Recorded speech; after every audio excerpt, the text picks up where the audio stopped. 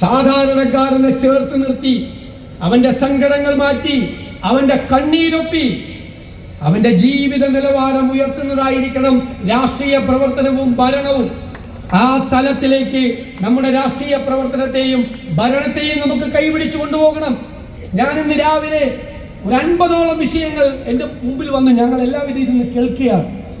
ഞാൻ ഓർത്തു, അതിൽ 75% വിഷയങ്ങളും നമുക്കൊരു മനസ്സുണ്ടെങ്കിൽ നമുക്ക് പരിഹരിക്കാവുന്ന വിഷയങ്ങളാണ്.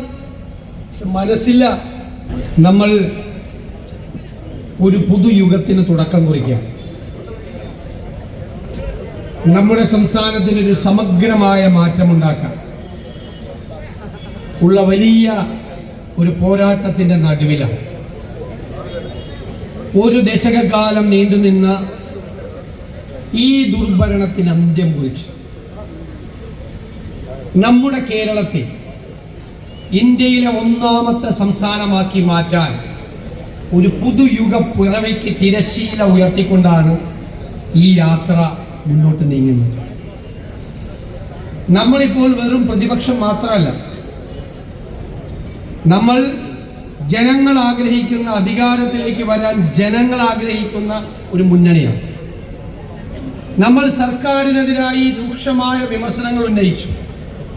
ജനങ്ങൾ വെറുക്കുന്ന സർക്കാരാണിത് എന്ന് എല്ലാവർക്കും അറിയാം. ഈ സർക്കാരിന്റെ മുഖമുദ്ര എന്താണ്? ജനങ്ങൾ പ്രയാസപ്പെടുമ്പോൾ, ജനങ്ങൾ വിഷമിക്കുമ്പോൾ അവർ തെരഞ്ഞെടുത്തൊരു ഗവൺമെന്റിന്റെ സാന്നിധ്യം അവർ അനുഭവിക്കുന്നില്ല. സർക്കാർ ഇല്ലായ്മയാണ് ഈ സർക്കാരിന്റെ ഏറ്റവും വലിയ മുഖമുദ്ര. നമ്മുടെ ലക്ഷ്യം അവരുടെ പരാജയങ്ങൾ തുറന്നു കാണിക്കുക എന്നത് മാത്രമല്ല. അതൊക്കെ ഇപ്പൊ ജനങ്ങൾക്ക് ബോധ്യമായി. അവര് എവിടെയെല്ലാം പരാജയപ്പെട്ടു അവിടെയെല്ലാം കേരളത്തെ വിജയിപ്പിക്കുന്നതിന് വേണ്ടിയിട്ടുള്ള സമഗ്രമായ പദ്ധതികളുമായിട്ടാണ് നമ്മൾ മുന്നോട്ട് വരുന്നത്. ഇത് കേരളത്തിന്റെ രാഷ്ട്രീയ ചരിത്രത്തിൽ ഒരു പ്രതിപക്ഷവും ചെയ്യാത്ത കർമ്മ പരിപാടിയാണ്. കഴിഞ്ഞ 2 വർഷക്കാലം ലോകത്ത് പല ഭാഗങ്ങളിലുമുള്ള വിദഗ്ധരായ മലയാളികളുടെ സേവനം ഉപയോഗിച്ചുകൊണ്ട് ഗവേഷണ തുല്യമായ നടപടികൾ സ്വീകരിച്ചുകൊണ്ട് നമ്മൾ തയ്യാറാക്കിയ പരിപാടികൾ, സ്വപ്നതുല്യമായ പദ്ധതികൾ, കേരളത്തിന്റെ സവിശേഷതകളെ, കേരളത്തിന്റെ പ്രത്യേകതകളെ എല്ലാം കണക്കിലെടുത്ത് സാമ്പത്തികമായ കാര്യങ്ങൾ പരിശോധിച്ച്, പാരിസ്ഥിതിക കാര്യങ്ങൾ പരിശോധിച്ച്, സാങ്കേതിക കാര്യങ്ങൾ പരിശോധിച്ച് നമ്മൾ രൂപപ്പെടുത്തിയെടുത്ത മാനിഫെസ്റ്റോ ഒന്നുമല്ല. മാനിഫെസ്റ്റോയ്ക്കും എല്ലാം അപ്പുറം വിഷൻ ഡോക്യുമെന്റ്, നടപ്പാക്കാൻ ഉതകുന്ന പ്രായോഗികമായ പദ്ധതികൾ. എന്താ സ്ഥിതി? അടുത്ത മാസം ശ്രീ പിണറായി വിജയൻ അധികാരത്തോട് സലാം പറയുമ്പോൾ നമ്മൾ മലയാളികളുടെ തലയിൽ 6 ലക്ഷം കോടി രൂപയുടെ കടബാധ്യത കെട്ടിവെച്ചിട്ടാണ് അദ്ദേഹം പടിയിറങ്ങുന്നത്. കടത്തിന്റെ കാണാക്കയങ്ങളിലേക്ക് നമ്മളെ തള്ളിയിട്ടിട്ടാണ് ഈ ദുർഭരണം അവസാനിക്കുന്നത്.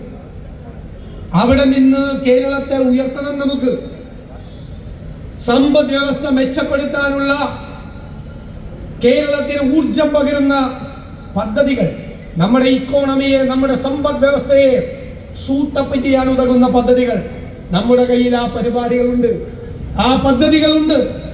നമ്മളാണ് പറഞ്ഞത് ആരോഗ്യ കേരളം വെന്റിലേറ്ററിലാണ്, അല്ലേ? പണ്ടൊക്കെ താലൂക്ക് ആശുപത്രിയിൽ നിന്നും ജില്ലാ ആശുപത്രിയിൽ നിന്നും മെഡിക്കൽ കോളേജിലേക്കാണ് റെഫർ ചെയ്യുന്നത് രോഗം. ഇപ്പൊ കേരളത്തിലെ പല മെഡിക്കൽ കോളേജുകളിൽ രോഗികൾ ചെന്നാൽ നേരെ ജില്ലാ ആശുപത്രിയിലേക്കും താലൂക്ക് ആശുപത്രിയിലേക്കുമാണ് റെഫർ ചെയ്യുന്നത്. റിവേഴ്സ് റെഫറൻസ് ആണ്. ആ സ്ഥിതിയിൽ മെഡിക്കൽ കോളേജുകളൊക്കെ ആക്കി. അവിടെ നിന്ന് വെന്റിലേറ്ററിലായ ഈ ആരോഗ്യ കേരളത്തെ ആരോഗ്യവതിയാക്കി എഴുന്നേൽപ്പിച്ച് നടത്താൻ നമുക്ക് പദ്ധതികളുണ്ട്. ഞാൻ കോഴിക്കോട് 12-ാം തീയതി ആ പദ്ധതികൾ പ്രഖ്യാപിക്കും. Health document. 100-ലധികം ഡോക്ടർമാർ കേരളത്തിനകത്തും വിദേശത്തും നമ്മളെ സഹായിച്ച് തയ്യാറാക്കിയ കേരളത്തെ ലോകരാജ്യങ്ങളുടെ ആരോഗ്യകാര്യത്തിൽ ഡെസ്റ്റിനേഷൻ പോയിന്റ് ആക്കുന്ന ആരോഗ്യ പദ്ധതികൾ. നമ്മുടെ കുട്ടികൾ വിദേശത്തേക്ക് പോവുകയാണ്. 40-50 ലക്ഷം രൂപ വീട് പണയപ്പെടുത്തി, സ്ഥലം പണയപ്പെടുത്തി, കിടപ്പാടം പണയപ്പെടുത്തി ലോൺ എടുത്ത് പോവുകയാണ് പഠിക്കാൻ, പ്രോഗ്രാമുകൾ തേടി. അവർ UK-യിലും ജർമ്മനിയിലും ലണ്ടനിലും മെൽബണിലുമെല്ലാം അവർ പഠിക്കാൻ പോകുന്ന പ്രോഗ്രാമുകൾ നമ്മൾ ഈ കേരളത്തിലെ യൂണിവേഴ്സിറ്റികളിൽ ഉണ്ടാക്കും. അവർ പഠിച്ചു പുറത്തിറങ്ങുമ്പോൾ അവർക്ക് തൊഴിലവസരങ്ങൾ ഉറപ്പു നൽകുന്ന തൊഴിൽ പദ്ധതികൾ നമ്മൾ കേരളത്തിൽ ഉണ്ടാക്കും. ഒരു സംശയവും വേണ്ട. അതാണ് നമ്മൾ ഉന്നയിക്കുന്ന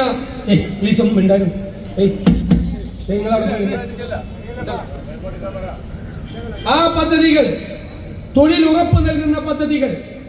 ആ പദ്ധതികൾ നമ്മൾ കേരളത്തിന് സമ്മാനിക്കുകയാണ്.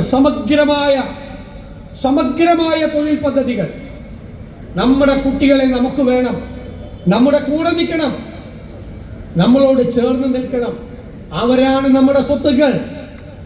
ഇനി വരുന്ന UDF സർക്കാർ നമുക്ക് വേണ്ടി മാത്രമല്ല, ഞാൻ ഹൃദയത്തിൽ തൊട്ട് പറയുന്നു, വരാനിരിക്കുന്ന നമ്മുടെ തലമുറയ്ക്ക് വേണ്ടി കൂടിയുള്ള സർക്കാരായിരിക്കും. നമ്മുടെ മക്കൾക്കും നമ്മുടെ കൊച്ചുമക്കൾക്കും വേണ്ടിയുള്ള സർക്കാരായിരിക്കും. ഇവിടെ ഞാൻ മട്ടന്നൂരിൽ നിൽക്കുന്നു. ഞാൻ സർക്കാരില്ലായ്മ എന്ന് പറഞ്ഞില്ല ഒരു വാചകം. എയർപോർട്ടിന് വേണ്ടി വികസനം നടത്താൻ 100 കണക്കിന് ഏക്കറുകൾക്ക് നോട്ടീസ് കൊടുത്തു, നോട്ടിഫിക്കേഷൻ. 2017. ഇതെത്രയാ? 2026. 9 വർഷമായി ഞാൻ അവിടെ പോയതാണ്, എയർപോർട്ടിനടുത്ത്. ആ പാവങ്ങൾ അവിടെ കിടക്കുകയാണ്. ഇതുവരെ ഭൂമി സ്ഥലമേറ്റെടുപ്പ് പരിപാടികൾ നടന്നിട്ടില്ല. വീടുകൾ ഇടിഞ്ഞു പോകുന്നു. ഒരു വീട് വെക്കാൻ പറ്റില്ല, വിൽക്കാൻ പറ്റില്ല, മകളുടെ കല്യാണത്തിന് ഒരു ലോൺ എടുക്കാൻ പറ്റില്ല. ഒരു അസുഖം വന്നാൽ, മാരകമായ ഒരു അസുഖം വന്നാൽ നമ്മളൊക്കെ വീട് പണയപ്പെടുത്തി പണം എടുത്തല്ലേ ചികിത്സിക്കുന്നത്. പറ്റുമോ? ഒരു വീട് ബാങ്കിൽ പോയി പണയപ്പെടുത്താൻ പോലും പറ്റാതെ കുറെ പാവങ്ങൾ. മുഖ്യമന്ത്രിയുടെ ജില്ലയാണത്രേ, മുഖ്യമന്ത്രിയുടെ ജില്ല. 9 വർഷമായി പാവങ്ങൾ അവിടെ കിടക്കുകയാണ്. എന്ത് സർക്കാരാണിത്? എന്റെ ചോദ്യം, ഒരു പ്രൈവറ്റ് കമ്പനിയിൽ അവരൊരു മാനേജരെ ചുമതലപ്പെടുത്തുകയാണ്. 1 വർഷത്തിനകം നിങ്ങൾ ഒരു വികസന പദ്ധതിക്ക് സ്ഥലം എടുത്ത് തരണം. 1 വർഷം കഴിഞ്ഞ് 365 ദിവസം കഴിഞ്ഞ് 366ാമത്തെ ദിവസം അവൻ ആ സീറ്റിലുണ്ടാവോ? എടുത്തില്ലെങ്കിൽ ഒരു സ്വകാര്യ സ്ഥാപനത്തിലുണ്ടാവോ? ഇത് 9 വർഷം 10 വർഷമായാലും എടുക്കില്ല. പാവങ്ങളുടെ കാര്യമല്ലേ, ആരുടെ കാര്യമല്ലേ, വല്ലവരുടെയും കാര്യമല്ലേ. നമുക്ക് അത് അവസാനിപ്പിക്കണം. ഈ വിഷയം മാത്രമല്ല, ഇതാണ് കേരളം. നമുക്ക് 1 കൊല്ലം കൊണ്ട് എടുത്താൽ, ഏൽപ്പിച്ച ഉദ്യോഗസ്ഥർ എടുത്തില്ലെങ്കിൽ 366ാമത്തെ ദിവസം അവൻ അക്കൗണ്ടബിൾ ആവണം. ഞാൻ നിങ്ങളോട് പറയുന്നു, UDF സർക്കാർ വന്നാൽ അക്കൗണ്ടബിലിറ്റി ഉണ്ടാകും. അത് ലീഗലൈസ് ചെയ്യും, നിയമവൽക്കരിക്കും. ഇപ്പൊ ഒരു പദ്ധതി 3 കൊല്ലം 50 കോടി രൂപ, 3 കൊല്ലമല്ല 10 കൊല്ലം കഴിഞ്ഞാലും പദ്ധതി പൂർത്തിയാവില്ല. 500 കോടിയാവും. ഒരു ഉത്തരവാദിത്വം ഇല്ല. ആരുടെയാണ് 450 കോടി പോയത്? ആരുടെ കോടിയാ പോയത്? ഞാനും നിങ്ങളും അയക്കുന്ന നികുതി പണം അല്ലേ, നമ്മൾ കഷ്ടപ്പെട്ടുണ്ടാക്കുന്ന പണം, ഈ നാടിന് ഗുണം ചെയ്യേണ്ട പണം. ഇവരുടെ കെടുകാര്യസ്ഥത കൊണ്ട് ആ പണം ഖജനാവിൽ നിന്ന് ലീക്ക് ചെയ്തു പോവുകയാണ്. തടയണ്ടേ നമുക്ക്? ആ പണം ഉണ്ടെങ്കിൽ എത്രയോ പാവപ്പെട്ടവരെ സഹായിക്കാം. സാധാരണക്കാരനെ ചേർത്ത് നിർത്തി അവന്റെ സങ്കടങ്ങൾ മാറ്റി, അവന്റെ കണ്ണീരൊപ്പി, അവന്റെ ജീവിത നിലവാരം ഉയർത്തുന്നതായിരിക്കണം രാഷ്ട്രീയ പ്രവർത്തനവും ഭരണവും. ആ തലത്തിലേക്ക് നമ്മുടെ രാഷ്ട്രീയ പ്രവർത്തനത്തെയും ഭരണത്തെയും നമുക്ക് കൈപിടിച്ചു കൊണ്ടുപോകണം. ഞാനിന്ന് രാവിലെ ഒരു 50ഓളം വിഷയങ്ങൾ എൻ്റെ മുമ്പിൽ വന്ന് ഞങ്ങൾ എല്ലാവരും ഇരുന്ന് കേൾക്കുകയാണ്. ഞാൻ ഓർത്തു, അതിൽ 75% വിഷയങ്ങളും നമുക്കൊരു മനസ്സുണ്ടെങ്കിൽ നമുക്ക് പരിഹരിക്കാവുന്ന വിഷയങ്ങളാണ്. പക്ഷെ മനസ്സില്ല, ആരും ഇടപെടുന്നില്ല. നമുക്ക് ഉദ്യോഗസ്ഥ ഈ സെക്രട്ടേറിയറ്റിലേക്കൊക്കെ പരീക്ഷ എഴുതി വന്ന കുട്ടികൾ എന്തൊരു മിടുക്കന്മാരും മിടുമിടുക്കികളുമാണ്. IAS KAS പരീക്ഷ കഴിഞ്ഞാൽ ഏറ്റവും വലിയ പരീക്ഷ എഴുതി വരുന്ന കുട്ടികളാണ്. പക്ഷെ അവിടെ ചെന്നാ പോയി. നമുക്ക് കേരളത്തിലെ സെക്രട്ടേറിയറ്റിനെ ഇന്ത്യയിലെ ഏറ്റവും എഫിഷ്യന്റ് ആയിട്ടുള്ള ഏറ്റവും മികച്ച സെക്രട്ടേറിയറ്റ് ആക്കി മാറ്റാൻ നമുക്ക് കഴിയും. ഇനി നമുക്ക് പുറകിലേക്ക് നടക്കാൻ പറ്റില്ല. നമ്മൾ ഈ പുറകിലേക്കാണ് നടന്നുകൊണ്ടിരിക്കുന്നത്. നമുക്കിനി മുമ്പിലേക്ക് നടക്കണം. അതാണ് പുതുയുഗം എന്നതുകൊണ്ട് ഉദ്ദേശിച്ചത്. ഒരു പുതിയ കാലം, ഇച്ഛാശക്തിയുള്ള, നിശ്ചയദാർഢ്യമുള്ള, ജനങ്ങളെ ഹൃദയത്തോട് ചേർത്ത് നിർത്തുന്ന ഒരു സർക്കാർ. ഞാൻ UDFന് വേണ്ടി നിങ്ങൾക്ക് വാഗ്ദാനം ചെയ്യുന്നു. ഗുഡ് ഗവേണൻസ്, സദ്ഭരണം, അത് കേരളത്തിലുണ്ടാകും. ഇവര് ചർച്ച ചെയ്യുന്നത് എന്താ? ഇവിടുത്തെ ചർച്ച എന്താ? CPM-ന്റെ കേരള വിഷയം എന്താ?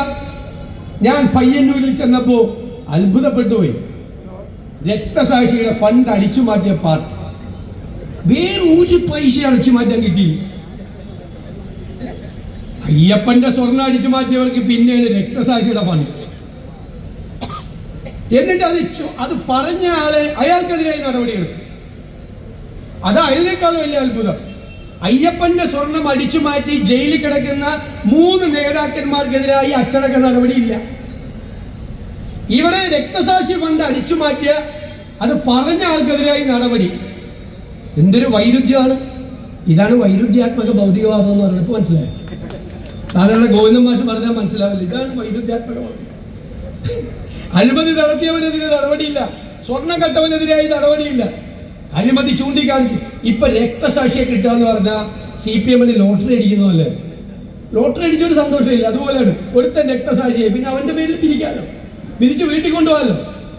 നാണമുണ്ടോ ഈ പാർട്ടിക്ക്? നാണം ഉണ്ടോ? ഇവിടെ മാത്രമല്ല, അഭിമന്യുവിന്റെ പാവപ്പെട്ടവന്റെ ഒരുത്തരെ കൊല ചെയ്തു, ഒരു വിദ്യാർത്ഥിയെ, അതിന്റെ പേരിൽ ഫണ്ട് അടിച്ചു മാറ്റി. തിരുവനന്തപുരത്ത് ഒരു ചെറുപ്പക്കാരനെ സംഘപരിവാറുകാർ കൊന്നു, വിഷ്ണു. ഇതുപോലെ തന്നെ പിരിച്ചടിച്ചു മാറ്റി. ഞാൻ 5-ാം തീയതിയാണ് യാത്ര അയച്ചത്. KPC പ്രസിഡന്റ് അറിയാം. പുതിയ യാത്രയ്ക്ക് കാസർഗോഡ്. ഞാൻ പോരുന്ന ദിവസം ആ രക്തസാക്ഷിയായ CPM രക്തസാക്ഷിയായ വിഷ്ണുവിന്റെ കുടുംബം കോൺഗ്രസിൽ ചേർന്നു. ആലോചിച്ച്, രക്തസാക്ഷികളുടെ കുടുംബങ്ങൾ പോലും വെറുക്കുന്ന പാർട്ടിയായി ഈ CPM മാറി. TP ചന്ദ്രശേഖരന്റെ കൊലക്കേസിൽ 51 വെട്ടുവെട്ടി ആ മനുഷ്യനെ കൊന്നതിന് ജയിലിൽ കിടക്കുന്ന സുഖവാസമാണ്. ഞാൻ നോക്കിയപ്പോ പ്രതികൾക്ക് 1000-ത്തിലധികം ദിവസം പരോള് കൊടുക്കാമോ? അങ്ങനെ ബന്ധുക്കൾ ആരെങ്കിലും മരിച്ചാലോ, ബന്ധുക്കൾ ആരെങ്കിലും സീരിയസ് ആയാലേ പരോൾ കൊടുക്കാൻ പാടില്ല. 1000-ത്തിലധികം ദിവസം വരെ ബന്ധുക്കൾ മരിച്ചോ. പുറത്താണ് മുഴുവൻ സമയം. ഇനി അകത്താണെങ്കിലോ ഏറ്റവും ലേറ്റസ്റ്റ് ഫോൺ. ഇപ്പോഴത്തെ ഷാഫിയോട് ചോദിച്ചാലേ അറിയുള്ളൂ. ഇപ്പോഴത്തെ ഏറ്റവും ലേറ്റസ്റ്റ് ഫോൺ ഏത്? iPhone 17 അല്ലേ? കറക്റ്റ്. എനിക്ക് അറിയാം, എന്നാലും ഉറപ്പുവരുത്താൻ വേണ്ടിയാണ്. അതാണ് അവന്മാരുടെ കയ്യിലിരിക്കുന്നത്. അത് 18 ആയാൽ അപ്പൊ തന്നെ CPM ജില്ലാ കമ്മിറ്റി കൊണ്ടുപോയി കൊടുക്കും. ഇല്ലെങ്കിൽ അവന്മാർ സമ്മതിക്കില്ല. ഭക്ഷണം തലേ ദിവസം പറയും, രാവിലെ യൂറോപ്യൻ ബ്രേക്ക്ഫാസ്റ്റ്. ഇത് ചന്ദ്രശേഖര കൊലക്കേസിലെ പ്രതികളുടെ കാര്യമാണ്. ജയിലിലെ ഉച്ചയ്ക്ക് ചൈനീസ്, രാത്രി തണ്ടൂരി ചിക്കൻ നേരത്തെ കൊടുക്കുകയാണ്. പിന്നെ മറ്റത് ഇഷ്ടമുള്ള ബ്രാൻഡാണ്, നേരത്തെ തലേ ആഴ്ച എത്തിച്ചേക്കണം. ഞാൻ മുഖ്യമന്ത്രിയുടെ മുഖത്ത് നോക്കി നിയമസഭയിൽ പറഞ്ഞു, എന്നാ പിന്നെ ആ പാവങ്ങൾക്ക് ഒരു എയർ കണ്ടീഷൻ കൂടി ചെയ്ത് കൊടുക്കാൻ പാടില്ലേ? ഞാൻ അതിന്റെ കുറവ് മാത്രമേ ഉള്ളൂ. ഇനി വേറെ കേസ് നടത്താൻ വേണ്ടി പോലീസ് കൊണ്ടുപോവാണ്. പോണ വഴിക്ക് 5 സ്റ്റാർ ഹോട്ടലിൽ കയറി മറ്റേ സാധനം മേടിച്ചു കൊടുക്കും, ഭക്ഷണവും മേടിച്ചു കൊടുക്കും. ഇനിയിപ്പോ മുഖ്യമന്ത്രി ഒരു വലിയ പ്രധാനപ്പെട്ട സാധനം പറഞ്ഞു. സാങ്കേതിക വിദ്യ ഏറ്റവും നന്നായി ഉപയോഗപ്പെടുത്തിയ സർക്കാരാണിത്. ഞാൻ എവിടെ നോക്കിയിട്ട് കണ്ടില്ല. ഇപ്പം എനിക്ക് മനസ്സിലായി. ഒരു DIG അടുത്ത ദിവസം സസ്പെൻഡ് ചെയ്ത്. എന്താണെന്നറിയാമോ?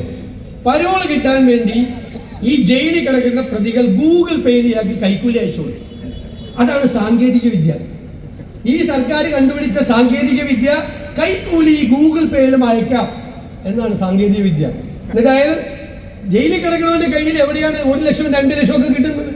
അവർ ഗൂഗിൾ പേയിൽ DIGക്ക് പൈസ അയച്ചു കൊടുത്ത് പരോള് മേടിച്ചുകൊണ്ട് പോവുക. എന്തൊരു നാടാണിത്! ഗുണ്ടകളും ക്രിമിനലുകളും തെരുവിലാണ്. മയക്കുമരുന്ന് സംഘങ്ങൾ അഴിഞ്ഞാടുകയാണ് കേരളത്തിൽ. ഞങ്ങൾ നിയമസഭയിൽ ചോദിക്കുമ്പോൾ 10,000 കേസ് കൂടുതലെടുത്തു. ആർക്കെതിരെ കേസെടുക്കണേ? ഈ വലിക്കണവന്മാർക്കെതിരെ. അവന്മാരെ അറസ്റ്റ് ചെയ്ത് പോലീസ് സ്റ്റേഷനിൽ കൊണ്ടുപോയി 3 മണിക്കൂർ നിർത്തി ജാമ്യം കൊടുത്ത് പുറത്തു വിടും. പുറത്തു വിട്ട് കഴിഞ്ഞാൽ ഈ 3 മണിക്കൂർ വലിക്കാൻ പറ്റാത്തതിനെ കൂടി കൂട്ടി ഉമ്മാര് പുറത്തു വലിക്കും. എവിടെ നിന്നാണ് ഇതിന്റെ ഉറവിടം? ഏത് വഴിയാണ് ഇത് വരുന്നത്? കേരളത്തിലെ പോലീസും എക്സൈസിനും കഴിവില്ലേ? ഉണ്ടല്ലോ. പക്ഷേ മയക്കുമരുന്ന് സംഘങ്ങൾക്ക് ഒത്താശ ചെയ്തു കൊടുക്കുന്ന പാർട്ടിയാണ് CPM. മനസ്സിലായോ? കേരളത്തെ ഇവർ തകർത്ത് തരിപ്പണമാക്കിയിട്ട് പോകുന്നത് ജനങ്ങൾക്കറിയാം. എന്നിട്ട് വാഗ്ദാനങ്ങളോ? കഴിഞ്ഞ 2021 ഒരു വാഗ്ദാനം കൊടുത്തു, 1600 രൂപ പെൻഷൻ, സാമൂഹ്യ സുരക്ഷാ പെൻഷൻ. ഞങ്ങൾ 2500 4.25 കൊല്ലം ഒരു ചില്ലി കാശ് കൂട്ടിയില്ല. ഈ കഴിഞ്ഞ ലോക്കൽ ബോഡി ഇലക്ഷന്റെ തലേ ആഴ്ച 400 രൂപ കൂട്ടിയിരുന്നു. 4.25 കൊല്ലം കഴിഞ്ഞപ്പോ ഞാൻ പറഞ്ഞു, ജനങ്ങളുടെ സാമാന്യ ബുദ്ധിയെ നിങ്ങൾ പരീക്ഷിക്കരുത്. കേരളത്തിലെ ജനങ്ങളാണെന്ന് പറഞ്ഞു. അവരിതൊന്നും കണ്ട് വോട്ട് ചെയ്യില്ല എന്ന് പറഞ്ഞു. അവരെന്ത് ചെയ്തു? ഈ 400 രൂപ മേടിച്ച് പോക്കറ്റിലിട്ടിട്ട് നേരെ പോയി UDF വോട്ട് ചെയ്തു. അതാണ് MM മണി ചീത്ത വിളിച്ചത്. ഞങ്ങളുടെ കാശും മേടിച്ചിട്ട് UDF വോട്ട് ചെയ്തെന്ന് പറഞ്ഞ സത്യമാണ്. കാരണം എന്താ? ആളുകൾക്കറിയാം ഈ 2 മാസം ഇവന്മാർ കൊടുക്കുള്ളൂ ഈ പൈസ. അടുത്ത 5 കൊല്ലം അവർക്ക് പെൻഷൻ കൊടുക്കേണ്ടത് UDF ആണെന്ന് അറിയാനുള്ള ബോധം, ഇവരെക്കാൾ നല്ല ബോധം കേരളത്തിലെ ജനങ്ങൾക്കുണ്ട്. അതുകൊണ്ടാണ് ഇപ്പൊ ഇവര് പോകുന്നത് ഏത് വഴിയാണ് അവര് തന്നെ അറിയില്ല. സംഘപരിവാറിനെ നമുക്കറിയാം, BJP അല്ലേ? പ്രത്യേകിച്ച് അറിയാനൊന്നുമില്ല. എല്ലാ സംസ്ഥാനത്ത് ചെന്നാലും 2 മതങ്ങളെ തമ്മിൽ അടുപ്പിക്കും, വിദ്വേഷ പ്രചരണം നടത്തും. അത് സ്ഥിരം പരിപാടിയാണ്. എന്നിട്ട് അതിൽ നിന്ന് രാഷ്ട്രീയ മുതലെടുപ്പ് നടത്തി ജയിക്കാൻ പറ്റുമെന്ന് നോക്കും. കേരളത്തിൽ ഇതുവരെ ഓടിയിട്ടില്ല. ഇവിടെ CPM ഇതേ പരിപാടി. കഴിഞ്ഞ പാർലമെന്റ് ഇലക്ഷൻ കാലത്ത് 35 ദിവസത്തെ പ്രസംഗം എൻ്റെ അടുത്തുണ്ട് പിണറായി. അപ്പൊ കംപ്ലീറ്റ് ന്യൂനപക്ഷത്തെ കൈകാര്യം ചെയ്യാനായിട്ട് ഗാസയിലെ കുഞ്ഞുങ്ങളുടെ ദുഃഖം, പാലസ്തീനിലെ യുദ്ധം, പൗരത്വ രജിസ്റ്റർ, ന്യൂനപക്ഷം, നല്ല പണി കൊടുത്തു പാർലമെന്റ് ഇലക്ഷനിൽ ന്യൂനപക്ഷം. അപ്പൊ നേരെ തിരിഞ്ഞു, ഭൂരിപക്ഷ പ്രീണനമായി. അദ്ദേഹം ഡൽഹിയിൽ പോയി മലപ്പുറത്തെ സംബന്ധിച്ച് മോശമായ ഒരു ഇന്റർവ്യൂ ഹിന്ദു പത്രത്തിൽ കൊടുത്തു. പിന്നെ കിങ്കരന്മാരിറങ്ങി, AK ബാലൻ ഇറങ്ങി, സജി ചെറിയാൻ പറഞ്ഞു മലപ്പുറത്ത് ജയിച്ചവരുടെ പേര് നോക്കിയാൽ അറിയാം. എന്താ പറയുന്ന വർഗീയത. പിന്നെ പിണറായി വിജയൻ ഇടയ്ക്കിടയ്ക്ക് പോയി പൊന്നാരണിയിക്കുന്ന ചിലരുണ്ട്, അവരുടെ പ്രസംഗം മാറാൻ അവരിടയ്ക്കിടയ്ക്ക് വർഗീയത പറയും. ഇവരെല്ലാവരും കൂടി ഒരുമിച്ചാണ്. ഇപ്പോ ഉള്ള പ്രശ്നം സംഘപരിവാറും CPM-ഉം പിണറായി വിജയനും ചേട്ടൻ ബാവയും അനിയൻ ബാവയൊക്കെ, ഡൽഹിയിലെ ചേട്ടൻ ബാവയും തിരുവനന്തപുരത്ത് അനിയൻ ബാവയൊക്കെ ഒരുമിച്ചാണ്, ഒരേ പാതയിലാണ് സഞ്ചരിക്കുന്നത്. പക്ഷെ ഇപ്പൊ ഈ ലോക്കൽ ബോഡി ഇലക്ഷൻ കഴിഞ്ഞപ്പോൾ ഒന്നും കൂടി കൺഫ്യൂഷനായി. ന്യൂനപക്ഷം ഇല്ല കൂടെ, ഭൂരിപക്ഷം ഇല്ല കൂടെ, ആരും ഇല്ലാത്ത ഒരവസ്ഥയിലേക്കാണ് പോകുന്നത്. പക്ഷെ ഞാൻ നിങ്ങളോട് പറയുന്നു, ഈ കേരളത്തിൽ ഒരാളും വർഗീയത പറയുന്ന, സാധാരണക്കാരനെ ചേർത്ത് നിർത്തി അവന്റെ സങ്കടങ്ങൾ മാറ്റി അവന്റെ കണ്ണീരൊപ്പി അവന്റെ ജീവിത നിലവാരം ഉയർത്തുന്നതായിരിക്കണം രാഷ്ട്രീയ പ്രവർത്തനവും ഭരണവും. ആ തലത്തിലേക്ക് നമ്മുടെ രാഷ്ട്രീയ പ്രവർത്തനത്തെയും ഭരണത്തെയും നമുക്ക് കൈപിടിച്ചു കൊണ്ടുപോകണം. ഞാനിന്ന് രാവിലെ ഒരു 50ഓളം വിഷയങ്ങൾ എൻ്റെ മുമ്പിൽ വന്ന് ഞങ്ങൾ എല്ലാവരും ഇരുന്ന് കേൾക്കുകയാണ്. ഞാൻ ഓർത്തു, അതിൽ 75% വിഷയങ്ങളും നമുക്കൊരു മനസ്സുണ്ടെങ്കിൽ നമുക്ക് പരിഹരിക്കാവുന്ന വിഷയങ്ങളാണ്. പക്ഷെ മനസ്സില്ല. ഭൂരിപക്ഷ വർഗീയത പറഞ്ഞാലും ന്യൂനപക്ഷ വർഗീയത പറഞ്ഞാലും കേരളത്തിലെ UDF അത് ചോദ്യം ചെയ്യുക തന്നെ ചെയ്യും. ഒരു തരത്തിലുള്ള വർഗീയതയും നമ്മൾ അനുവദിക്കില്ല. ഏത് തെരഞ്ഞെടുപ്പിന്റെ പാരമ്യത്തിൽ നിൽക്കുമ്പോഴും ആര് വർഗീയത പറഞ്ഞാലും നമ്മൾ അതിനെ എതിർക്കും. സംശയമൊന്നും വേണ്ട. നമ്മുടെ കുഞ്ഞുങ്ങൾ, അവരുടെ മക്കൾ വരണ്ടാണ്. ഞാൻ പറഞ്ഞല്ലോ, പിണറായി വിജയനും VD സതീശനും ഒക്കെ കുറച്ചാൾ കൂടി ഉണ്ടാവുള്ളൂ. പിന്നെ ഓർമ്മയാണ്, കുറെ കഴിയുമ്പോൾ ഓർമ്മ പോലും ഉണ്ടാവില്ല. പക്ഷെ നമ്മുടെ കേരളം ഉണ്ടാകും, നമ്മുടെ മക്കളും കൊച്ചുമക്കളും ഉണ്ടാകും. അവര് സൗഹാർദ്ദത്തോടെ ജീവിക്കുന്ന നാളുകൾ ഇവിടെ ഉണ്ടാകും. അതിനെ തകർക്കാൻ ആര് ശ്രമിച്ചാലും നമ്മൾ സമ്മതിക്കില്ല. വിട്ടുവീഴ്ചയില്ലാത്ത നിലപാട്. ഒരു രാഷ്ട്രീയ പ്രസ്ഥാനത്തിന് തെരഞ്ഞെടുപ്പിൽ ജയിക്കുകയാണ് പ്രധാനം. പക്ഷെ നമുക്കതിനേക്കാൾ പ്രധാനം വർഗീയതയെ കേരളത്തിന്റെ മണ്ണിൽ കുഴിച്ചു മൂടുക എന്നത് തന്നെയാണ്. ഒരു സംശയവും നിങ്ങൾക്ക് വേണ്ട. ആ നിലപാടുമായി നമ്മൾ മുന്നോട്ട് പോകും. ഞാൻ അവസാനിപ്പിക്കുക. ഈ മഹായുദ്ധത്തിൽ 100-ലധികം സീറ്റുമായി നമ്മുടെ വെറും UDF അല്ല, ടീം UDF ഉജ്ജ്വലമായ തിളക്കത്തോടെ തിരിച്ചു വരും. മാറ്റമുണ്ടാകും. മാറ്റത്തിന്റെ കാഹളം മുഴങ്ങിക്കഴിഞ്ഞു. വലിയ കോട്ടകൾ തകർന്നു വീഴും ഈ മുന്നേറ്റത്തിൽ, UDF-ന്റെ മുന്നേറ്റത്തിൽ. കാരണം ഇത് ജനങ്ങളുടെ ഹൃദയത്തിലുള്ളതിന്റെ പ്രതിഫലനമാണ് UDF ചെയ്യുന്നത്. നാടിനെ ഈ ദുർഭരണം അവസാനിപ്പിച്ച് നാടിനൊരു പുതുയുഗത്തിന്റെ നാന്ദി കുറിക്കാനുള്ള നമ്മുടെ ഈ തേരോട്ടത്തിൽ നിങ്ങൾ എല്ലാവരും പോരാളികളെ പോലെ, വീറുറ്റ പോരാളികളെ പോലെ. വിജയം ഒരു സ്ഥലത്തും നമ്മുടെ അകലെയല്ല. മട്ടന്നൂരിൽ വലിയ ഭൂരിപക്ഷത്തിന് തോറ്റ 2021 തോറ്റ ഈ മട്ടന്നൂരിൽ പോലും വിജയം നമ്മുടെ കയ്യെത്തും ദൂരത്താണ് എന്ന് ഞാൻ വിനയപൂർവ്വം നിങ്ങളെ ഓർപ്പിക്കുന്നു. കയ്യെത്തും ദൂരത്ത്, കയ്യെത്തും ദൂരത്ത്. അത്ര ഞാൻ പറയുന്നുള്ളൂ. ഇപ്പോ കയ്യെത്തും ദൂരത്താണ്. പോരാളികളെ പോലെ നിങ്ങൾ മുന്നിൽ നിന്നാൽ അതും കയ്യെത്തി പിടിക്കാമെന്നുള്ള വിശ്വാസം ഞങ്ങൾക്കുണ്ട്. ഈ വേദിയിലും സദസ്സിലും ഇരിക്കുന്ന നേതാക്കളെയും എന്റെ പ്രിയപ്പെട്ടവരെയും ഞാൻ ആ ചരിത്ര ദൗത്യം ഏൽപ്പിച്ചുകൊണ്ട് നിങ്ങൾ ഇവിടെ നൽകിയ KPCC പ്രസിഡന്റ് പറഞ്ഞതുപോലെ സമാനതകളില്ലാത്ത ഹൃദയഹാരിയായ ഈ സ്വീകരണത്തിന് നിങ്ങളോട് പറയാൻ, നന്ദി പറയാൻ വാക്കുകളില്ലാതെ ഞാൻ അവസാനിപ്പിക്കുന്നു.